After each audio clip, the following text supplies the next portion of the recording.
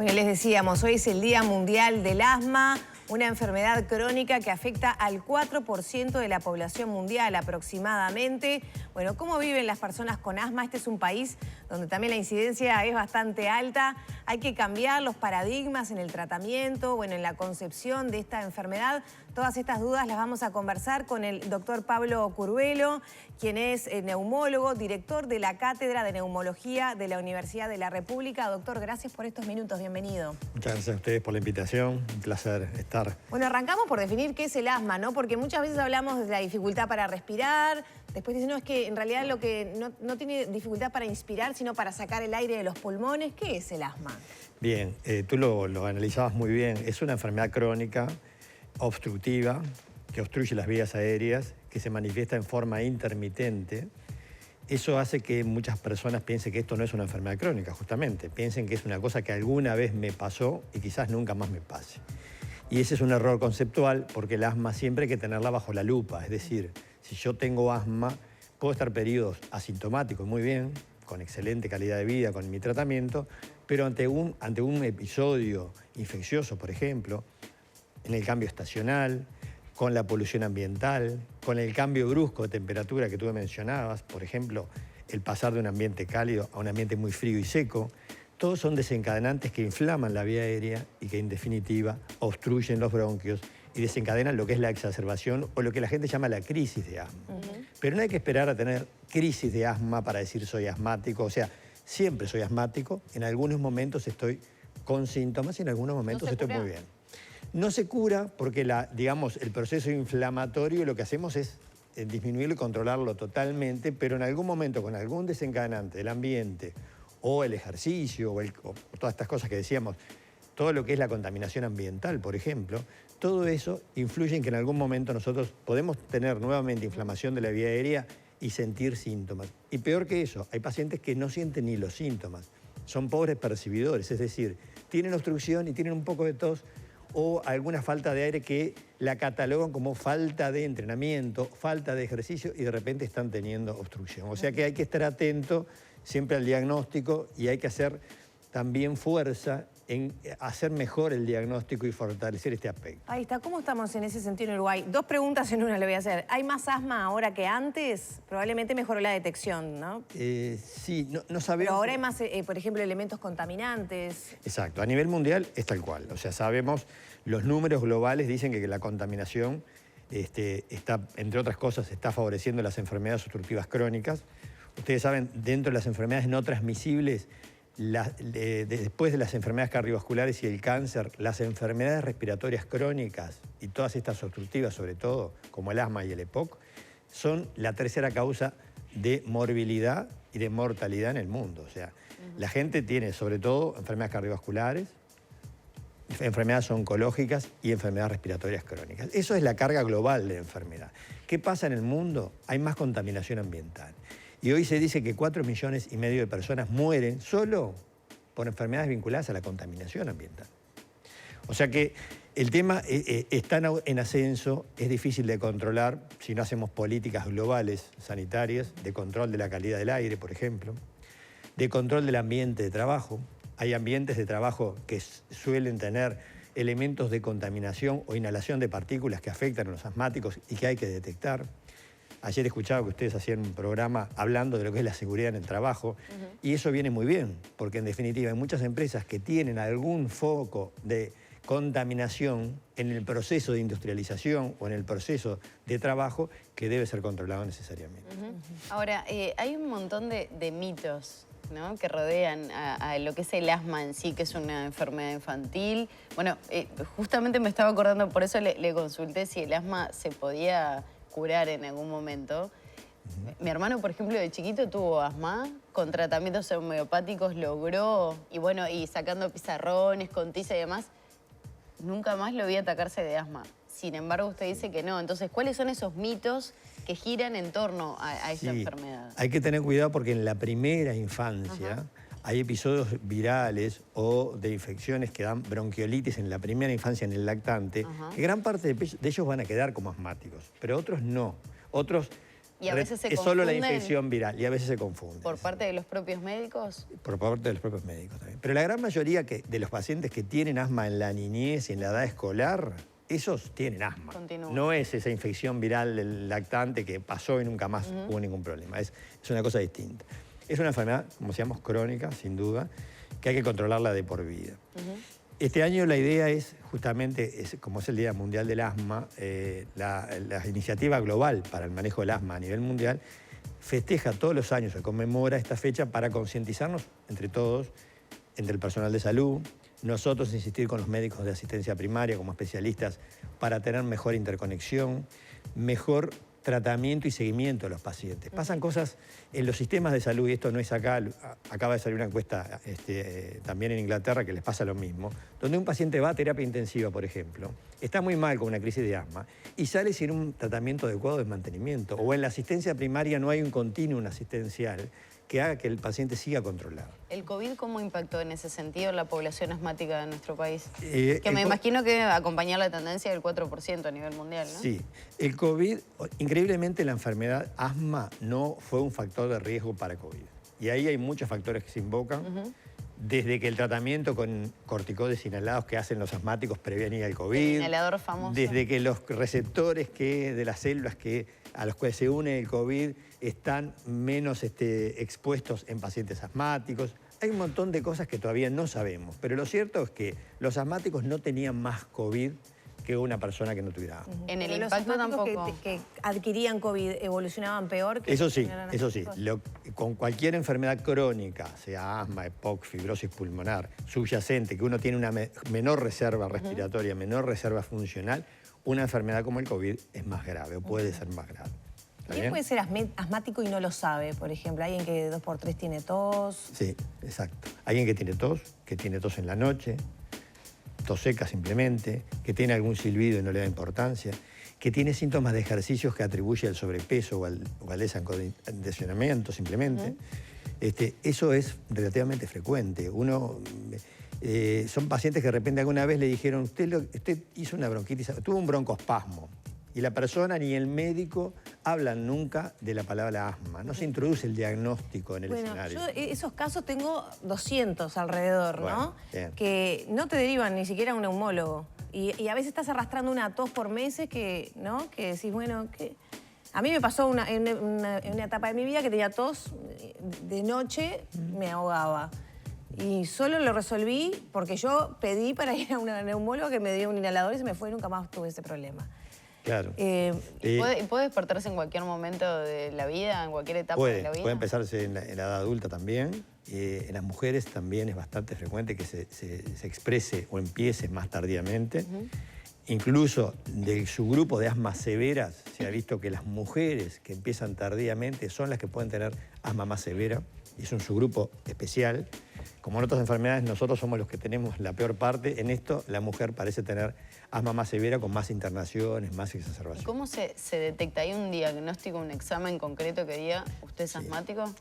El diagnóstico es clínico, o sea, nosotros haciendo un buen interrogatorio, un examen físico y una historia, yendo a la historia de alergias, de atopías, de desencadenantes, de síntomas, ya tenemos gran parte del diagnóstico hecho. ¿Cómo de alguna manera lo corroboramos? Haciendo una espirometría, que es un estudio que mide la obstrucción de la vía aérea y mide la reversibilidad, porque esto es lo que tiene de bueno. Eso es lo que decía Lore hoy temprano. Claro, que es una enfermedad reversible con el tratamiento, o la broncoobstrucción revierte con el tratamiento. Eso hay que tener cuidado porque el paciente a veces usa solo los inhaladores de rescate que revierten la obstrucción, que broncodilatan, y no tienen un tratamiento de base de la enfermedad. Y eso es muy peligroso, porque hay pacientes que están con el inhalador azul, como dicen algunas encuestas europeas, solo con el inhalador azul y no tienen un tratamiento de mantenimiento que prevenga el desarrollo de exacerbaciones. ¿Cuáles son esos tratamientos? Ahí Porque está. me parece que en esta etapa de que empiezan las alergias, el otoño, vuelan otras cosas, cambio de temperatura, humedad, ¿qué es lo ideal? ¿Y en qué momento del año es lo ideal también para los asmáticos? ¿Cuál y cuándo? Sí, control de todos los factores que tú mencionabas ambientales es fundamental. Desde el tabaquismo, que muchas veces no se percibe. Por suerte eso nos ayuda la legislación actual y antes un niño asmático vivía con sus padres fumando en la casa, por ejemplo. Eso por suerte ya no ocurre Ambientes de más. trabajo, Los ambientes de trabajo, ¿te acordás que eran? restaurantes. Restaurantes, sí. Yo qué sé, era impresionante. Bueno, eso mejoró. También está tratándose de controlar todo lo que es ambiental y laboral, como decíamos. Y bueno, y desde el punto de vista fundamental del tratamiento es la educación en el asmático. Es decir, no solo qué inhalador le voy a dar, sino cómo se lo va a hacer, cada cuánto se lo va a hacer, cuál es el plan que tiene que seguir. Tiene que haber como un plan de acción. Cuando nosotros vemos a un asmático en la consulta, le decimos, bueno, usted si le pasa esto, va a hacer tal tratamiento, aumenta la medicación esta, usa tal inhalador. Y tiene que haber también control muy estrecho de la técnica inhalatoria. Ustedes saben que para el asma ahora hay 50 tipos de dispositivos inhalatorios. El problema es que algunos funcionan de una manera y otros de otra. Claro. Y entonces el paciente a veces lo agarra y no sabe ni cómo se abre el dispositivo. Claro. ¿Por qué? Porque son distintos. No es que el paciente no sepa, es que tenemos que hacer tarea educativa y decirle al paciente, usted tráigame lo que está usando, por favor, muéstreme cómo lo hace. Porque la mitad de los pacientes lo hacen mal. ¿Es riesgoso para otro tipo de situaciones, por ejemplo, cardíacas? No, eso es un mito. Lo que Es tú un mito, decías. sí, que si mucho tiempo tomás inhalador que tiene corticoides te hace mal al corazón, ¿no? No. Eso se deriva de un viejo trabajo que da algún episodio mínimo de taquicardia, que después se demostró que no había ningún efecto en mortalidad ni en morbilidad. Los inhaladores no tienen ningún riesgo cardiovascular, si están bien indicados, a la dosis indicada, menos aún los corticoides inhalados, no tienen nada que ver con el corazón. Sí, los broncodilatadores podrían algo tener que ver, los corticoides inhalados no tienen nada que ver. Y la verdad que es mucho peor no usar un corticoide inhalado e ir a una obstrucción fija de las vías aéreas y una enfermedad que totalmente reversible se hace mucho más persistente y severa que no usarlo. O sea que hay que tratar de controlarse, saber que esto es crónico, saber que hay medicaciones de mantenimiento, que si uno usa el inhalador azul varias veces a la semana, seguro está haciendo las cosas mal. Si no está usando una medicación de mantenimiento preventiva y solo usa el de rescate, digamos, está haciendo las cosas mal. Doctor, ¿y cuáles son esos tratamientos preventivos? Digo, porque hay mucha gente que conozco cercana también que me dice, no, hice un tratamiento preventivo y me fue muy bien, prácticamente no usé el inhalador en todo el invierno. Claro, y de repente ahora lo ves que no lo usó y está constantemente con el inhalador. El preventivo, por ejemplo, son inhaladores que casi todos tienen corticoides inhalados, a dosis no muy alta. Algunos que se hacen una sola inhalación y tiene efecto las 24 horas del día y hace que no tenga que usar ese otro inhalador de rescate que cada 5 minutos, cada 10 minutos, o voy y lo tiene en la cartera, lo tiene en el bolsillo. Hay gente que no puede vivir sin el inhalador. Va al rescate. Eso está tremendamente mal. No está solucionando el problema de fondo y está minimizando la enfermedad. Y en la importancia de la aplicación, ¿debería ser inhalar de forma directa con el inhalador o con la inhalocámara que se puede hacer una botella o comprar la mascarilla esa? Hay dispositivos, digamos, para inhalar como inhalocámaras que se deben usar sobre todo en pacientes que son añosos, en los niños, en pacientes que tienen dificultades motoras. Cualquier persona que se entrena bien, que no tiene ninguna dificultad y tiene un nivel cognitivo bueno, podría ser el inhalador que sea si se lo educa. El problema es que te dan un inhalador que funciona distinto que otro que usaste previamente y ya lo estás usando distinto. Claro. Lo estás usando mal. Entonces, nosotros como médicos y los médicos a todo nivel debemos insistir en cuál inhalador, cómo es la técnica inhalatoria, que realmente se cumpla, porque a veces te dicen yo lo hago y hay algunos que son contadores de dosis que no nos mienten. El paciente te dice, yo hago el tratamiento, doctor. Pero ¿cómo? Usted está horrible igual. Y tú miras y en realidad hizo la mitad de las dosis que tendría que haber hecho. O sea que es como que la gente tiene miedo, hay ciertos mitos con estas cosas y hace que el tratamiento a veces no se haga adecuadamente. Hablando del mito, ¿qué pasa con el vínculo entre la persona asmática y el ejercicio físico? ¿Se pueden realizar todo tipo de deportes, de disciplinas o hay limitantes también para ellos? Sin duda se puede y se debe realizar ejercicio físico. Eso ha cambiado también, porque el mito antes era que no podían hacer nada porque se ahogaban y se podían morir. Exacto. Ahora hay competidores olímpicos que ganan medallas en las Olimpiadas que son asmáticos. O sea, ¿qué pasa? La enfermedad, si está bien controlada, no determina ningún tipo de limitación al ejercicio. Y es más, está demostrado que el paciente está mejor y tiene menos exacerbaciones cuando hace ejercicio reglado. O sea que como para todas las otras enfermedades crónicas no transmisibles, que ustedes han hablado muchas veces de ellas, por ejemplo las cardiovasculares, para estas también el ejercicio es fundamental. ¿Hay un vínculo estrecho entre la persona asmática y las alergias? Hay un ¿Al vínculo ser estrecho, alérgico? porque gran parte de los asmáticos es por mecanismo alérgico. Es decir, asocian una rinitis alérgica, conjuntivitis alérgica. Son de esas personas que se levantan todas las mañanas con un poquito de carraspera, estornudos, agüitan la nariz, cualquiera de esos síntomas. Y eso en gran proporción de pacientes se asocia con asma. O sea, como que van juntas muchas veces. Y doctor, a propósito de los hábitos, usted decía, bueno, ambientes contaminados, etcétera. Hábitos alimenticios o de higiene del hogar, el tema de las alfombras. Exacto. ¿Se puede prevenir o controlar, digamos, personas propensas con algunas de esas medidas? Exacto. ¿Cómo Nosotros cuáles? le decimos a las personas, no usen detergentes y sprays en el momento que está el asmático adentro. No sacuda las alfombras cuando está el asmático. Pase la aspiradora en el momento que no está el asmático.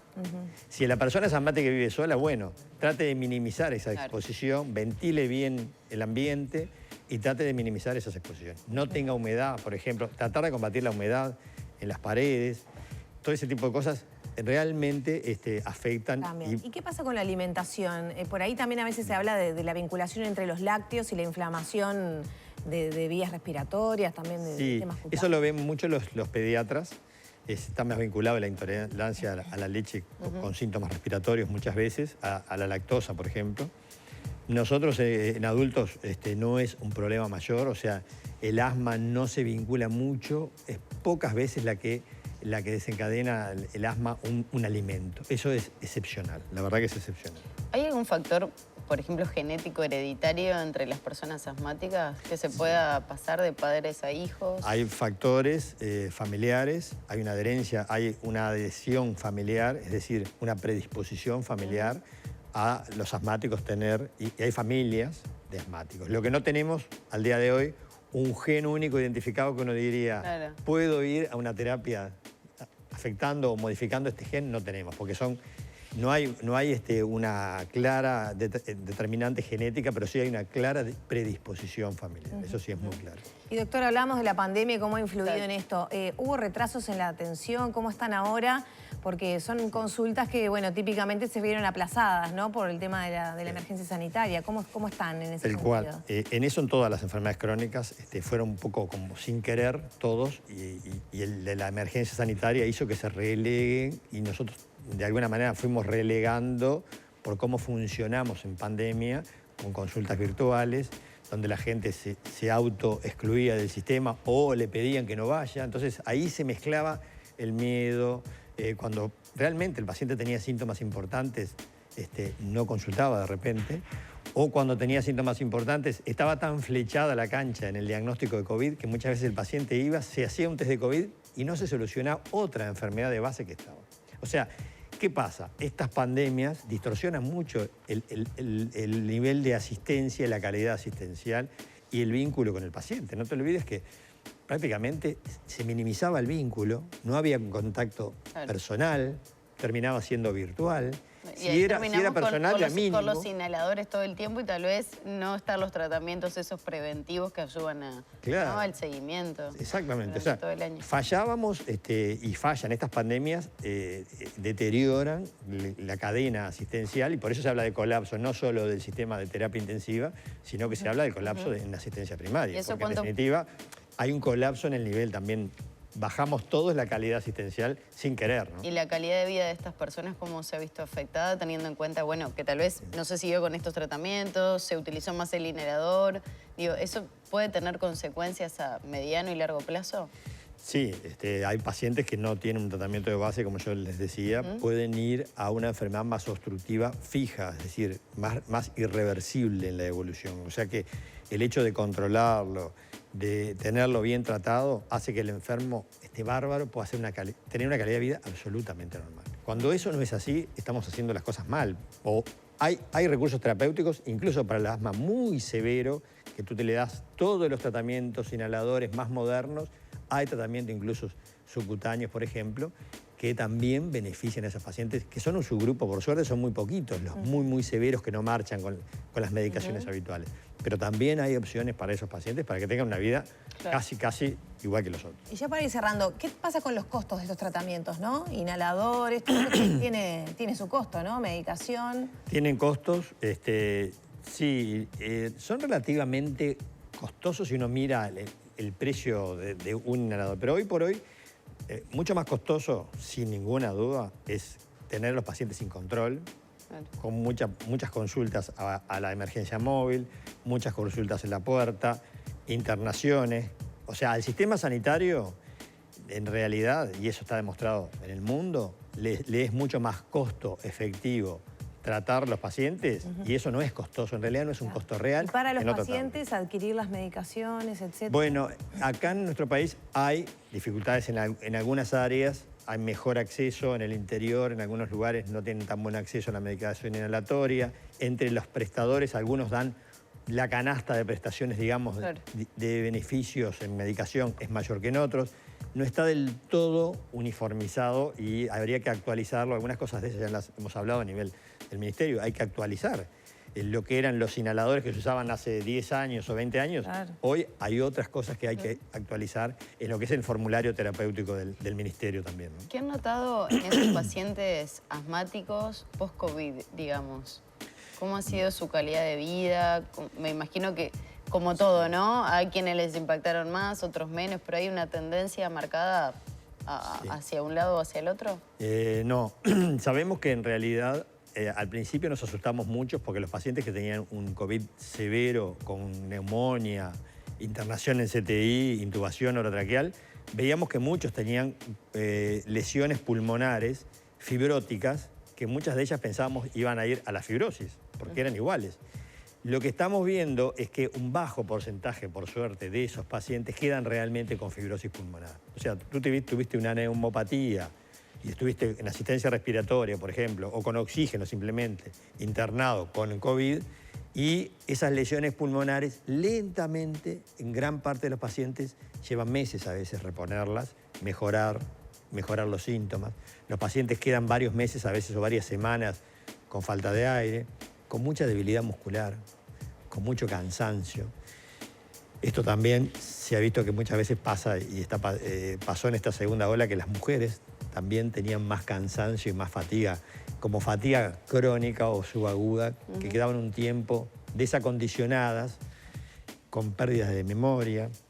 Pacientes que nos dicen, doctor, yo no me puedo concentrar en el trabajo, y están semanas y lentamente el paciente va volviendo a su estatus previo. O sea que bueno, bien. Eso, por suerte, está pasando. Es una tendencia por un periodo corto, digamos. Hay un subgrupo que, por supuesto, quedan con secuelas, pero estamos viendo que gran parte de estas secuelas son lentas y que hay que hacer fisioterapia, hay que hacer rehabilitación, apoyo en salud mental, Sí. El seguimiento con el neumólogo si tuvo una neumopatía. Doctor, muchísimas gracias por estos minutos. Un placer escucharlo y conocer un poco más. Exhaustiva explicación, aprendimos bastante sobre el asma, que nunca es llover sobre mojado, ¿no? Así que muchas gracias. Gracias a ustedes por la invitación. Despedimos entonces al doctor Pablo Curbelo, director de la Cátedra de Neumología de la Universidad de la República. Ya son las 9 de la mañana, 38 minutos.